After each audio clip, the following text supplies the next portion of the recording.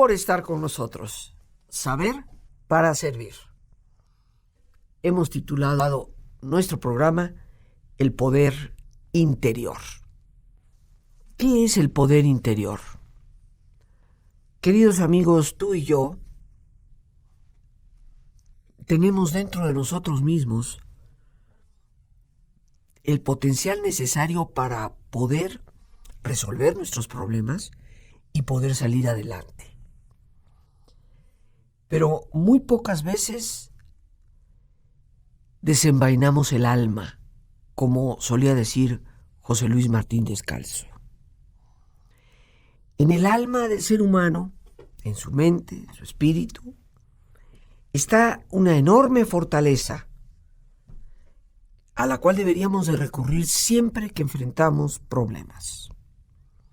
Desafortunadamente, casi siempre buscamos cosas externas a nosotros, como la espada. Y por eso tal vez él usaba esa palabra desenvainar. Porque atribuimos ese desenvaine a una espada que nos protege, que nos da la capacidad para luchar, para vencer al, entre comillas, enemigo. Pero resulta que más que el poder de una espada, tenemos el poder del interior, de nuestra alma. Una palabra complicada, porque la palabra alma durante siglos quiso decir mente. Y el ser humano fue definido como cuerpo y alma para referirse a lo que es el cuerpo, la parte biológica, y esas intrincadas profundidades del ser humano. Alma, por lo tanto, incluía el concepto de la mente, de nuestra capacidad pensante, de nuestra creatividad. Ya en el siglo XIX aparece toda una línea que nos habla precisamente de que esa capacidad pensante tiene que ver una relación con las estructuras del cerebro, pero no es propiamente el espíritu. Y se aparece la palabra mente. Pero si tú buscas en un diccionario te darás cuenta que alma y mente son lo mismo, aunque simbólicamente, poéticamente digo yo, el alma muchas veces se refiere al espíritu. No estamos acostumbrados a decir te quiero desde el espíritu. Suena más poético decir te quiero desde el alma. Nuestra capacidad de tener fortaleza, queridos amigos, yace en el interior. Pero pocas veces sacamos esa fortaleza adelante, ese potencial, no solo para resolver problemas, sino para vivir mejor. Y ese poder interior tendríamos realmente que redescubrirlo en mucho. Que la palabra crisis es una palabra relativamente nueva. Se inventó apenas en el siglo XIX. Antes no existía la palabra, como antes del siglo XVI no existía la palabra genio, como antes del siglo XX no existía la palabra cantinflear, como antes del siglo XXI no existía la palabra tuitear. Entonces, conforme el ser humano avanzaba creando vocabulario, y la palabra crisis aparece en el siglo XIX. Y cuando yo me puse a estudiar sobre ese fenómeno, dije, pero qué cosa más rara. ¿Qué le pasaba a la humanidad antes del siglo XIX, que nunca enfrentaba crisis? Pero sí, no mucho, pero poquito he leído de historia, y sé que han habido muchísimas guerras, y sé que ha habido mucho dolor y plagas que aniquilaban a millones. Y sé de las enormes calamidades y limitaciones que han tenido nuestros más remotos ancestros. Entonces mi pregunta era, ¿qué pasó antes de 1800, cuando se inaugura el siglo XIX, o para los que son muy exactistas, por no decir exactos, en 1801? ¿Qué pasó antes de eso? que no había crisis familiares, no había crisis en las ciudades, no había crisis nacionales. Por supuesto que las había. Sin embargo, la palabra no se inventó hasta el 19. Y como me gusta investigar de dónde viene la palabra, viene de la filosofía. Y la filosofía define la palabra crisis en el siglo XIX como un cambio impactante. Eso es crisis, un cambio impactante. Para que algo llegue a alcanzar su formación. Entonces, ni siquiera en el siglo XIX, desde la filosofía, la palabra crisis se refería a un resquebrajamiento o a un derrotismo o a una mala fortuna, sino a un cambio impactante que impulsaba a la persona, a la cosa, a poder alcanzar su formación verdadera. Y en ese autocuestionamiento que suelo hacerme cuando descubro estas cosas, dije, ¿qué tenían las personas antes del siglo XIX para no sentir que la vida tenía crisis? Y me di la respuesta en esa búsqueda, por supuesto, pues que la palabra crisis aparece en el siglo XIX, que se define como un cambio impactante que lleva a la persona a lograr su verdadera formación, y que yo me pregunto, pues, ¿cómo es que antes no había crisis, que no se inventó la palabra? ¿Qué pasaba antes del siglo XIX? Yo creo que la respuesta a esa pregunta viene primero de comprender qué es lo que sí pasó en el siglo XIX y no antes de él. Y es que a partir de los finales del siglo XVIII, o sea, 1780, 90, las postrimerías del siglo XVIII, se inicia parte de la revolución industrial. Es a finales del siglo XVIII que James Watts pues inventa la máquina de vapor. Y la máquina de vapor da origen realmente a esa revolución, porque puede echar a andar las cosas simplemente alimentando la fuente de energía. Se inicia el mundo mágico de las máquinas, de la tecnología en cierto sentido, y en el siglo XIX lo que sí pasa es que los seres humanos empiezan a pensar y creer que las máquinas finalmente van a resolverlo todo. Ya no va a haber problemas. En cada una de las nuevas máquinas y aparatos que aparecían, las personas veían una especie de magia capaz de resolver la problemática humana. De hecho, en filosofía aparece toda una corriente positivista. Y la corriente positivista es la que nos habla de que efectivamente ya estamos en una etapa de total liberación de cualquier dolor y ya el ser humano tiene en sus manos el poder para resolver absolutamente todo. Esto obviamente, queridos amigos, pues no tarda mucho en desmoronarse, porque nunca ninguna máquina, industria o tecnología o ciencia van a resolver todos los problemas humanos. Estamos más allá de todas esas cosas. Y ya hacia la segunda mitad del siglo XIX, el ser humano se empieza a dar un poco cuenta de que pues no, las máquinas no lo resuelven todo. Y empiezan las enormes, ahora sí, crisis de trabajadores en las grandes industrias de los Estados Unidos, que se dan cuenta que son reemplazados por máquinas. Empiezan las grandes crisis de las máquinas que sí se descomponen después de todo. Las grandes crisis de muchas enfermedades que vienen a consecuencia de la contaminación industrial. Y el ser humano, que había desplazado por completo su fe, su fortaleza en sus valores espirituales hacia las máquinas, ciencia, tecnología, se desmorona y entra en crisis. Y ahí es cuando aparece la palabra. ¿Qué hacían las personas previo a esto?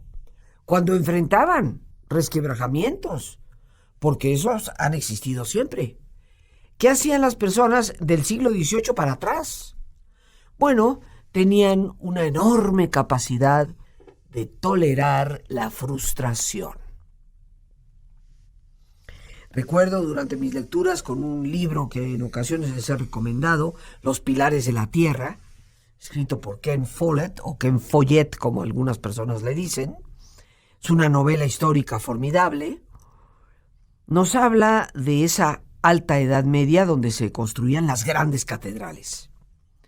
Pero nos habla de cuál era la vida de la gente, en donde de repente un poderoso sinvergüenza, como siguen existiendo poderosos sinvergüenzas, arrasaba con poblados enteros, simplemente por vengarse de alguien o porque se le había negado una chica o porque se la quería raptar.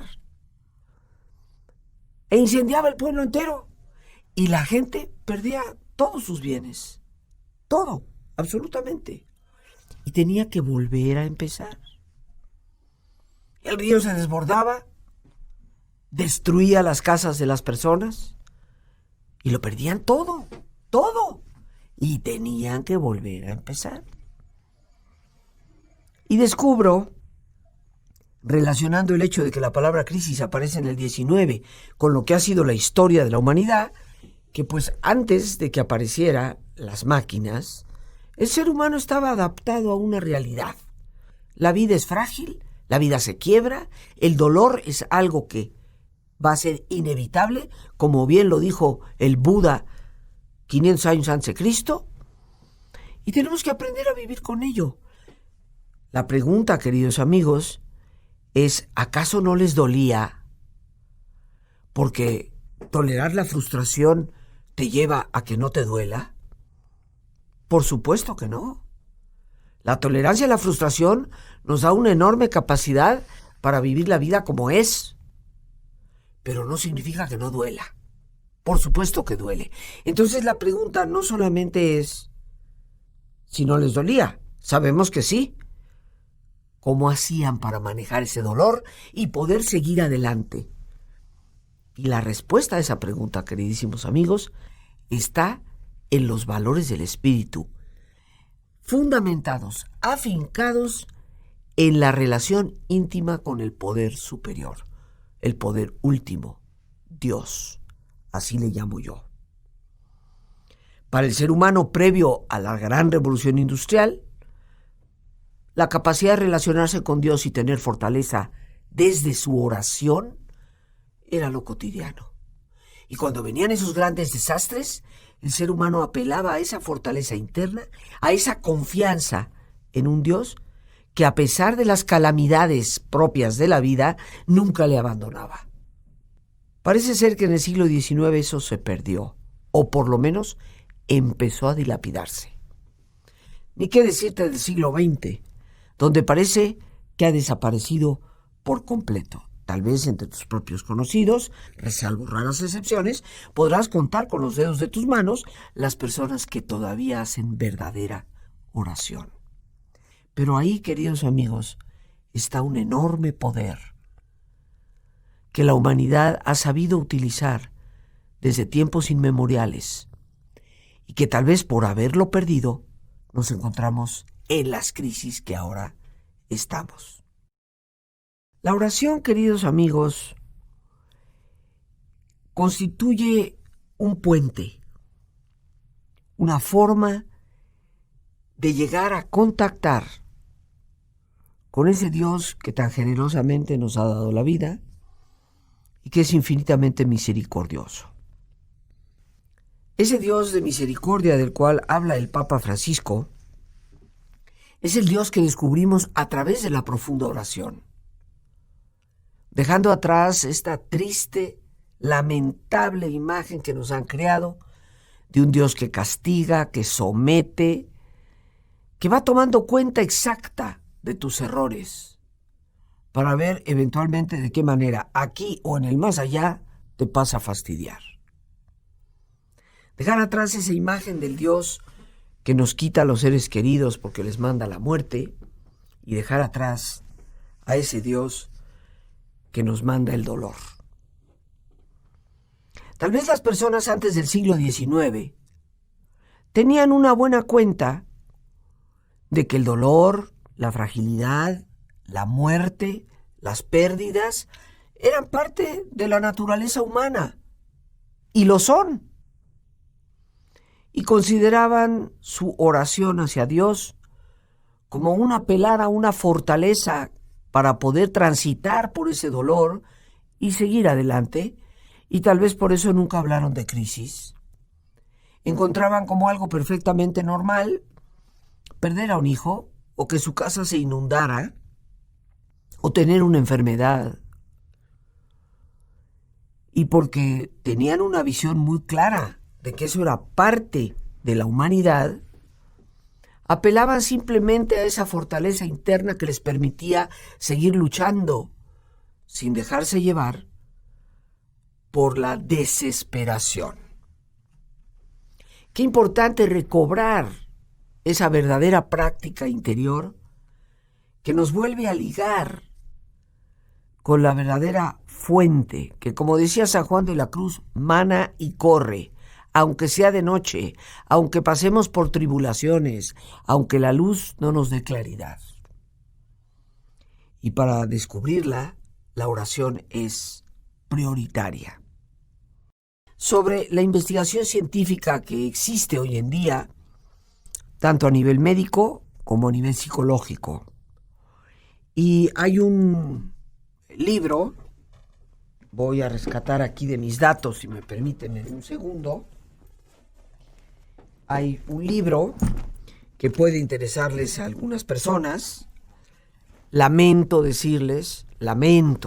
que está en inglés, pero es de investigación científica sobre este tema. Y pues me gustaría precisamente compartir con ustedes el título. En un momento lo estoy buscando aquí. Muy bien. Se llama La psicología de la oración. Es un libro que en inglés tiene como título The Psychology of Prayer. The Psychology of Prayer. Es un compendio de una serie de investigadores, y estoy buscando aquí el nombre. Dice The Psychology of Prayer, a Scientific Approach. Quiere decir un acercamiento científico.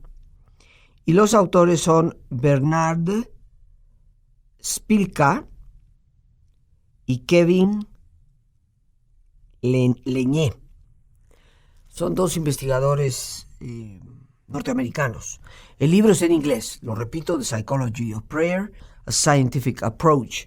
Y es un compendio, por así decirlo, de una serie de investigaciones que, aunque el título habla de psicología, se refiere, por ejemplo, a los efectos que tiene la oración en el sistema de inmunidad para fortalecerlo, a los efectos que se han podido detectar en pacientes con problemas cardíacos en el Hospital General de San Francisco. Y aparece un capítulo muy importante sobre lo que es la oración de intercesión. La oración de intercesión es cuando tú oras en favor de alguien.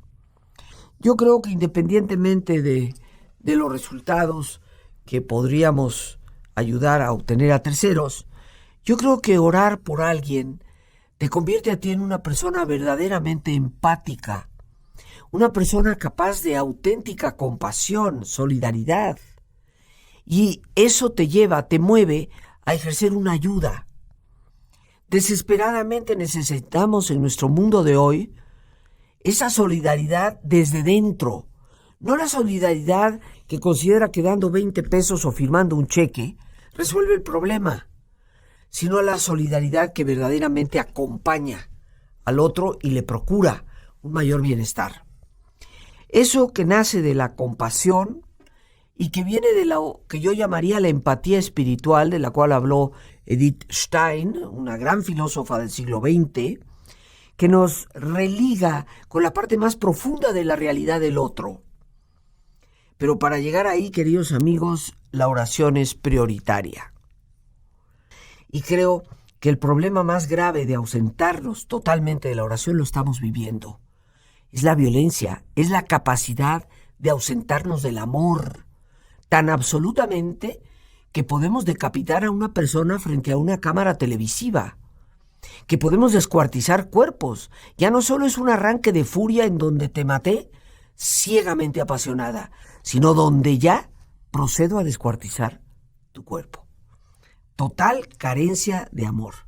Y el enorme beneficio del ser humano es religarse a la fuente de todo bien y poder descubrir a ese Dios que le habita en sí mismo y por lo tanto tener toda fortaleza y toda bendición. Las gracias a Dios por este espacio que nos permite compartir y a ti, el más importante de todos, una vez más, gracias. Muchísimas gracias por tu paciencia al escucharme y por ayudarme siempre a crecer contigo.